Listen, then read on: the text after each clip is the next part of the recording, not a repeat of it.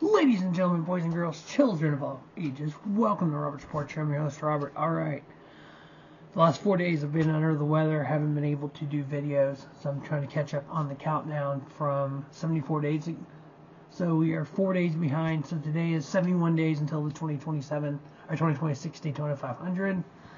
So I'm going to run down car 74, 73, 72, and then get to today's. So everything's obviously a little delayed this week because I've been under the weather, as you can tell. Still kind of head stuff. Now, I know each of the videos I've kind of talked a little bit about the lawsuit, given my opinion on a few things. There's certain stats that you can look at a stat two different ways, and there are some stats that are just completely wrong. One thing I'm going to address is something that they had talked about in the lawsuit, and that kind of made me think, and I actually did some research. So one of the comments early on in the lawsuit was 11 of 19 teams that were granted free charters in 2015 are no longer in business. What does that tell you? Well, number one, it tells me that stat's wrong. Number two, it tells me that people come and go in the sport. So I looked. So 2015 through 2025, they said 11 of the 19 teams left. That's incorrect. Actually, only 9 teams left the sport. So the teams that were granted charters in 2015, Ganassi, which sold to Trackhouse. Ganassi did not go out of business to sell. Justin Marks approached Chip Ganassi and made him an offer, and he took it. He wasn't planning on getting out. Penske, Richard Childress Racing, HMS, Roush Racing, Petty, Richard Petty Motorsports. Richard Petty sold the team, brought in a partner, GMS, and then sold his part to Jimmy Johnson.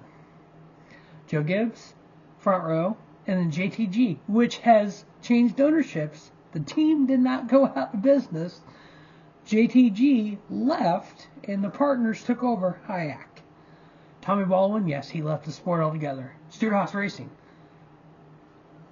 Gene Haas is still in the sport. It's called Haas Factory Team. They sold 3 of their charters. They were only granted 3 to start out with. Then they bought 1, and then they sold 3. So technically, that team never left. Germain Racing, yes. Michael Waltrip Racing, yes. PK, Go Fast, Circle Sport, 8 Scott Premium, and Furniture Row, yes. So technically, the correct answer is 9 of the 19 teams left the sport. Everybody else is still here. Now, if you go back 10 years prior to that, so what teams in 2005 are still around today? There were 21 teams in 2005 that ran full-time. 11 of those have left the sport. Why? It's not the charters. They were leaving beforehand. Here's the difference. Those 11 teams from 2005 that left the sport altogether, they left with nothing. The 9 teams, again, the correct answer is 9, not 11. The 9 teams that left the sport since charters, they got the charter money when they left. There's the difference. But yeah, 2005, DEI, MB2, MBV, Morgan McClure, PRI, Robbie Gordon, BAM Racing, Bill Davis, Everham, R&J Racing, Robert Yates Racing. Those teams left the sport. Some of those teams merged with other teams, but they all left the sport eventually.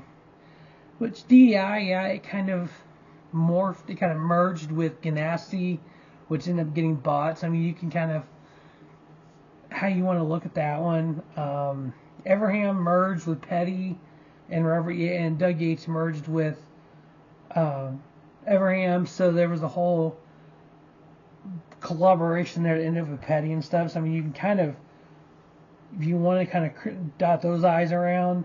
So let's just say out of the 21, 11 I said left. Technically 9 left. Some left later. But yeah, it's always been a thing with this sport. So I get the lawsuit. I understand a lot of it. I'm kind of got my opinions. It's NASCAR's ball. Either play ball or you don't. That's the way it's always been. Unfortunately, it's It's going to affect the season. We all know it is. We all know it's going to affect a lot of things going forward. It's going to change the sport forever. No one wins in this. So, but anyway, back to car 74 as we profile these car numbers on our countdown to Daytona. Again, today's 71 days. I'm a little behind because I've been under the weather. So, here we go. Car 74. Cup Series, 469 starts, 7 top 5s, 73 top 10s, no wins. First race, April 29th, 1951. Last race, August 9th, 2020. 56 different drivers. LD Austin, 161 starts, 2 top 5s, 21 top 10s, average finish 14.9. Bobby Wallach, 71 starts, 1 top 10, average finish 24.7. Bill Shirley, 68 starts, 3 top 10s, average finish 24.0. Tony Raines, 41 starts, 1 top 10, average finish 29.3.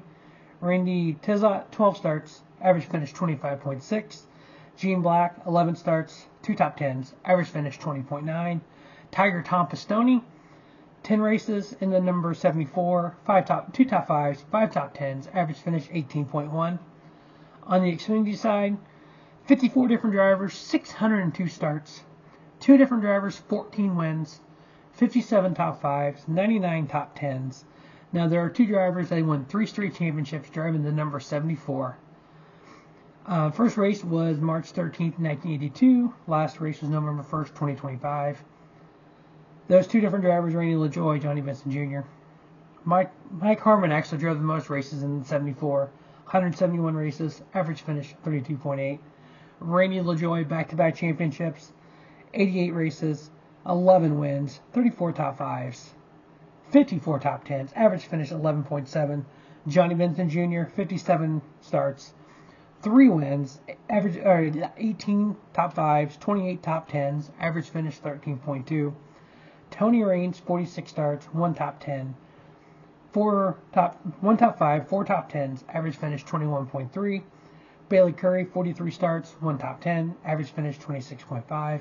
Chad Little, 37 starts, 2 top 5s, 6 top 10s, average finish 16.8. On the truck side, 92 starts among 29 different drivers, 1 top 10. Mike Harmon, 22 starts, average finish 30.5. Jordan Anderson, 19 starts, average finish 22.5. Caleb Costner, 6 starts, average finish 30.5. Eric Jones, not the current Eric Jones, a different Eric Jones. Yes, there's 2 different Eric Jones. One is ERIK, which is Eric Jones that runs for Legacy Motor Club. This was Eric Jones, ERIC. He ran a few races in the Truck Series. 5 starts, average finish 23.6 in the 74. And then Gary Collins, 4 starts, 1 top 10, average finish 17.8. So that is car number 74. Again, we're just a little behind on these because I've been under the weather. We're going to wrap them up, and today we are 71 days away from the 2026 Daytona 500. As always, thanks for watching the Robert Sports Show. Don't just have a great day. Have a spiffy day. Robert Sports Show, your YouTube leader in sports channel content.